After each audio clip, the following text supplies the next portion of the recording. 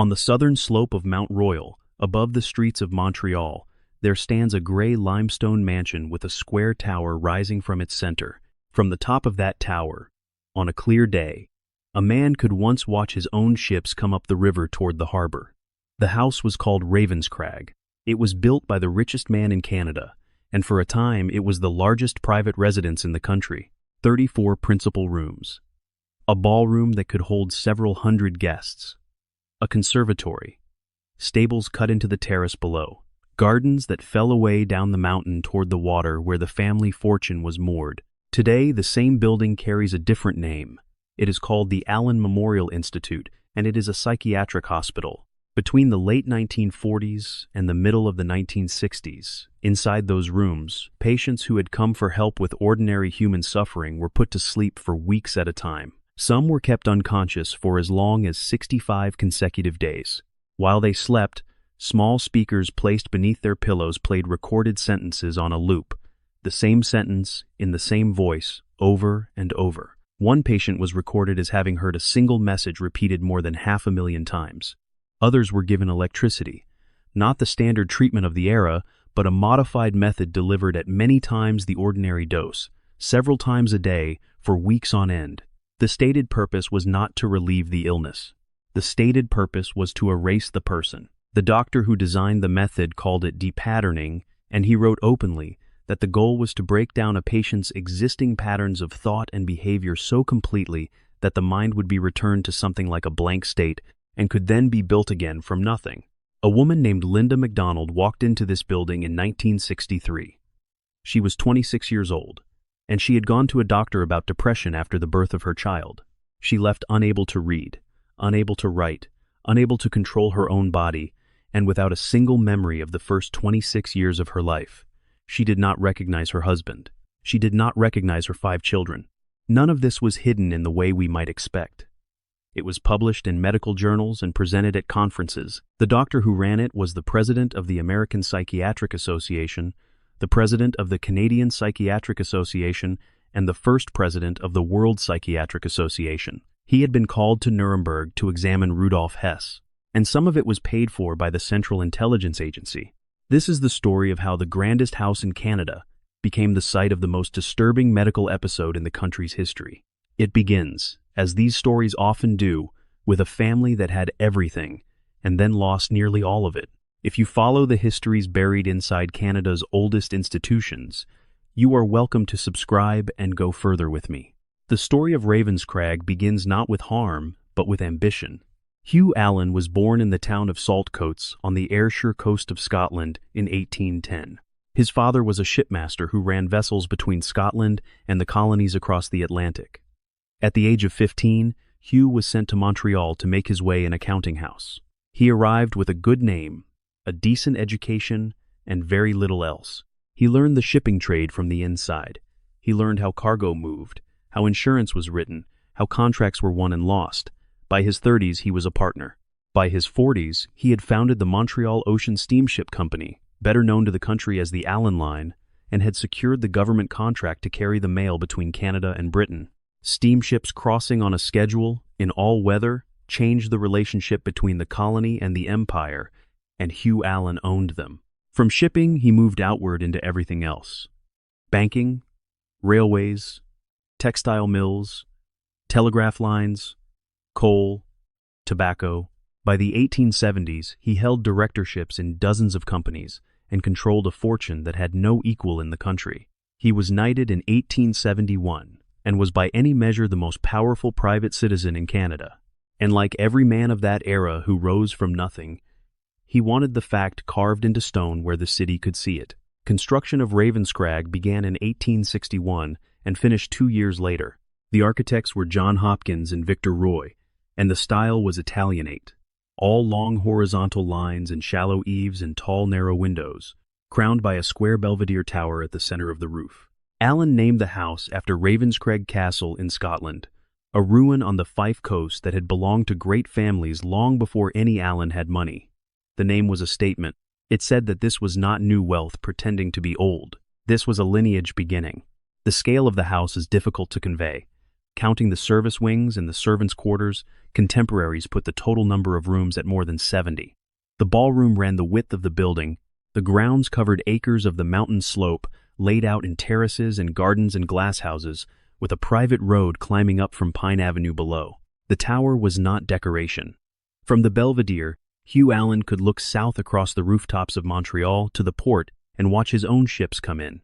The arrangement of the building says everything about the man who commissioned it. He built himself a place from which to watch what he owned. For roughly 2 decades, Ravenscrag was the center of social life in English Montreal. Governors general were entertained there, prime ministers dined there, members of the royal family visited. It was the address the rest of the city measured itself against. And it was from this house that Hugh Allan committed the act that nearly destroyed him.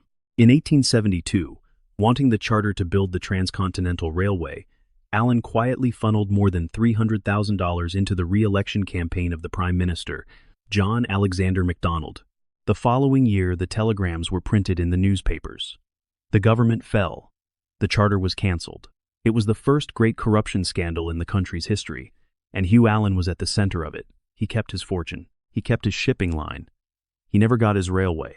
He died in 1882 while visiting Edinburgh, far from the tower he had built to watch his ships.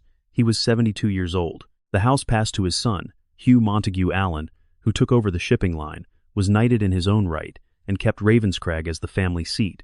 He married Marguerite Mackenzie. They had 4 children: Anna, Gwendolen, Martha, and Hugh.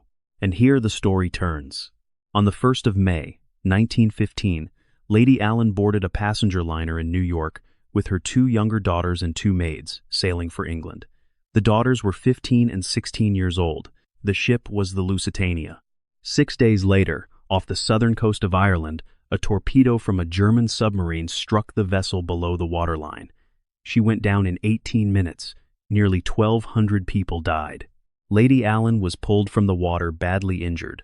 Both of her daughters drowned. So did both of the maids traveling with them. Anna's body was recovered.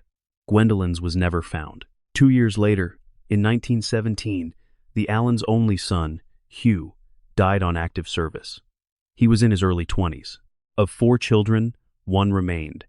Martha Allan survived, and she was remarkable in her own right. She served overseas in the war, and afterward she founded the Montreal Repertory Theatre and became one of the most important figures in Canadian theatre of her generation.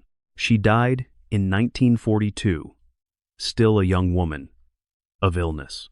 Sir Montague Allan outlived his wealth's purpose and all 4 of his children. He was in his 80s, living in an enormous empty house on a mountain, and the family for whom it had been built no longer existed. In 1940, he gave Ravenscrag away. The house went to the Royal Victoria Hospital, and it went with a specific instruction attached. It was to be used for the care of people suffering from mental illness. It was named the Allan Memorial Institute in memory of the children who had died, and it opened for patients in 1943. It is worth pausing on that. A man who had lost everything gave the monument of his family's success to the treatment of human suffering. Whatever came afterward, the intention was decent. The house was meant to become a place of care. To run it, McGill University needed a director, and they recruited a Scottish psychiatrist named Donald Ewen Cameron. Cameron was born in Bridge of Allan, Scotland, in 1901, the son of a minister. He trained in Glasgow, and then, like many ambitious young psychiatrists of that generation, he went where the work was. That took him first to the Brandon Mental Hospital in Manitoba, then to Worcester in Massachusetts, then to Albany in New York, where he built a reputation as a modernizer. And he genuinely was one. This is the part of the story that is most easily lost. Cameron arrived at the Allan Memorial with a set of convictions that were, for the 1940s, progressive to the point of radical. He believed the asylum model was a catastrophe. He believed locked wards and barred windows made people worse. He opened the doors of the institute. He refused to install bars. He pioneered the day hospital in North America, allowing patients to receive treatment and then go home at night to their families and their work, an idea that is now standard practice everywhere and was then almost unheard of. He argued publicly that mental illness carried no shame and should be treated like any other illness of the body. He was, in short, the man you would have wanted running a new psychiatric hospital in 1943. Patients came to Ravenscrag precisely because it had a reputation as the humane alternative, because there were no bars on the windows, because the man in charge was famous and modern and believed in them. That is what makes what followed so difficult to hold in the mind at once. By the early 1950s, Cameron had become preoccupied with a particular idea. He believed that mental illness was, at bottom, a set of learned patterns, faulty habits of thought laid down over a lifetime. And if that were true, then the treatment was obvious. You would have to remove the patterns before you could install better ones. You would have to take the mind apart. The first half of the procedure he called Depatterning. It used electroconvulsive therapy, which was already an established treatment. But Cameron used a variant method, delivered in a way no ordinary practice permitted, where a standard course might involve a handful of treatments over several weeks at a single dose. Cameron's patients received treatments 2 and 3 times a day, in multiples, at intensities many times higher than the accepted level. Some received more than 100 over the course of their stay. Linda MacDonald received 102. The intended result was described in his own published papers, with striking clarity. The patient would pass through stages. First, the loss of recent memory, then the loss of the sense of time and place. Then, at the final stage, the loss of everything. The patient would no longer know who they were, where they were, that they had a family, that they had a past. Incontinence was routine at this stage.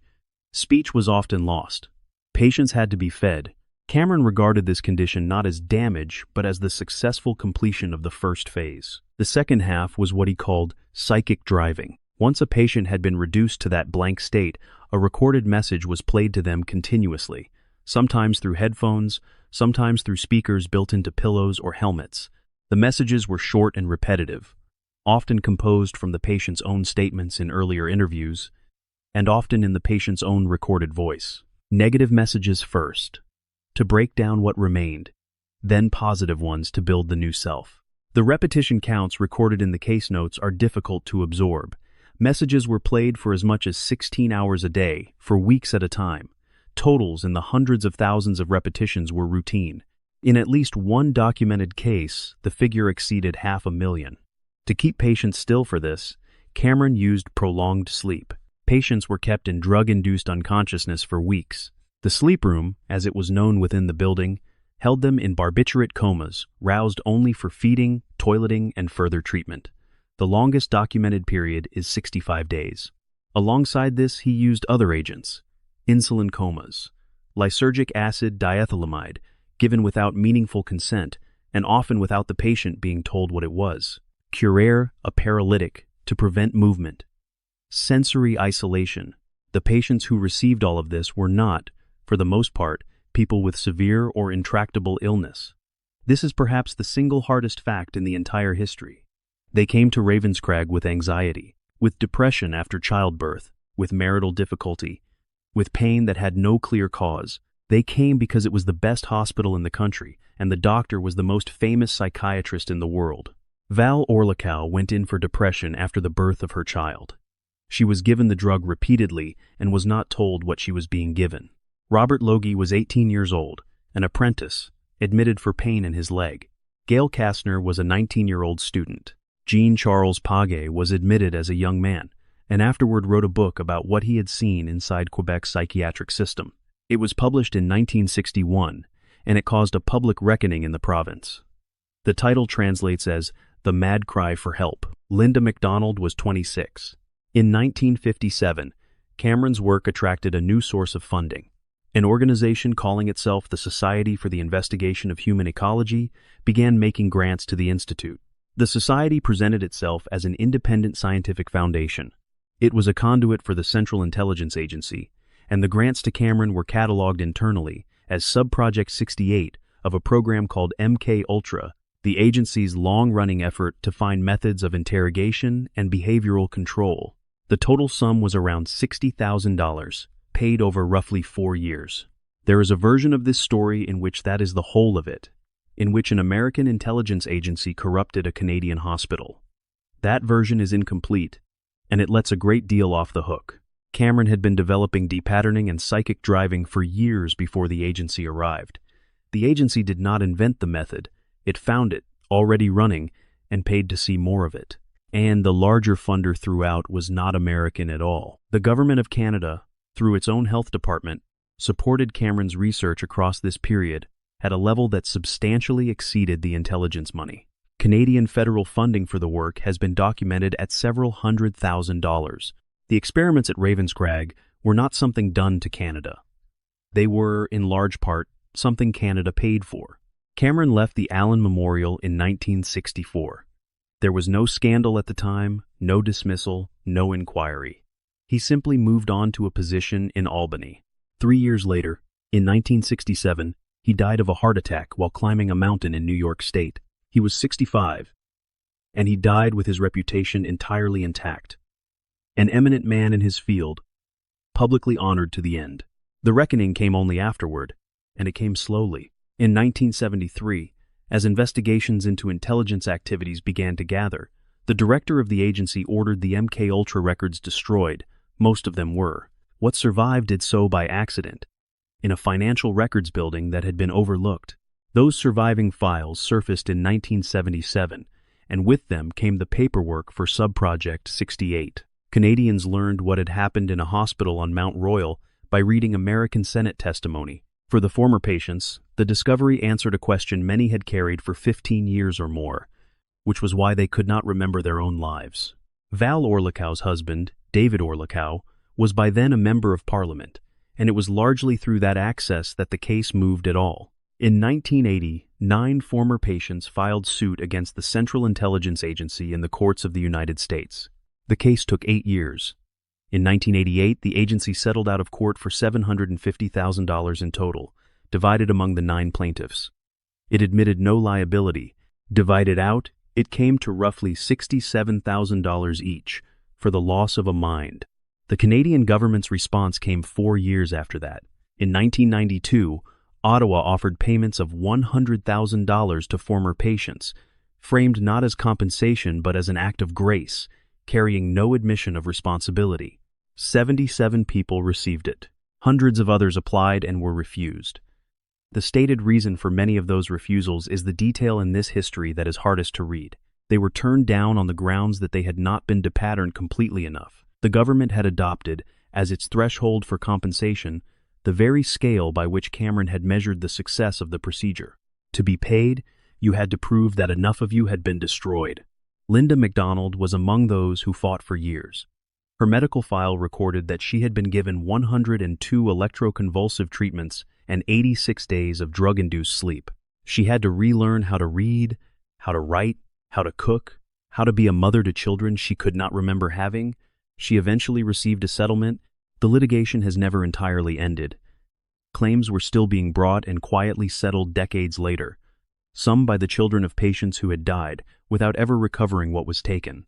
Several of those settlements carried confidentiality conditions, which is its own kind of ending. The Allan Memorial Institute is still there. It is still a psychiatric hospital, part of the McGill University Health Center, and it is still treating patients today in the ordinary and unremarkable way that a modern hospital does.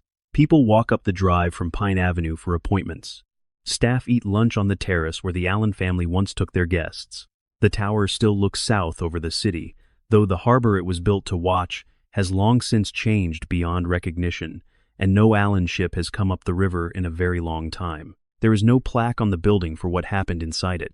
The house was given away by a father who had buried 4 children on the condition that it be used to care for people who were suffering. That condition was honored in the letter and broken in every other sense by a man who was, by the standards of his profession and his moment, a great success.